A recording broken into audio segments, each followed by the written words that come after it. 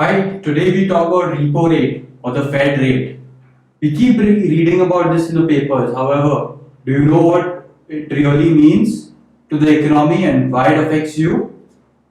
Repo rate, that is repurchase rate, is the rate at which central banks, in India's case the RBI, lends money to commercial banks, maybe PSUs and private banks. When central banks reduce the repo rate, banks get funds at a cheaper rate. Typically, the central banks will reduce rates with the intention that the banks will pass on the cheaper rates to their customers, that is, borrowers.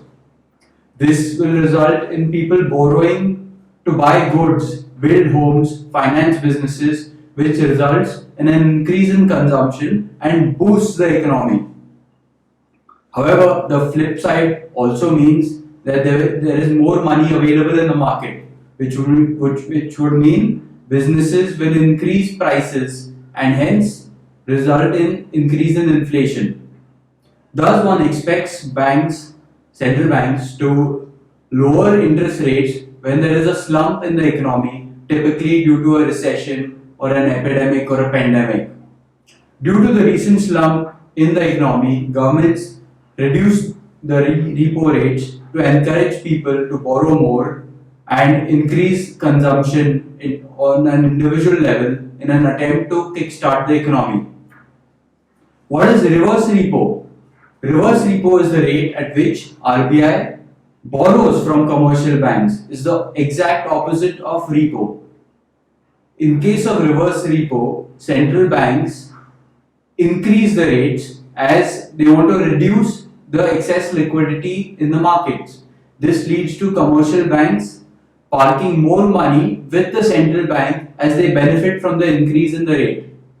This also leads to commercial banks increasing their interest rates on all their financial products as the funds which they borrow from central banks become more expensive. This also leads to businesses, professions borrowing less money as the interest rates are now higher. Due to higher interest rates, people start depositing money in the banks to benefit from the higher rates.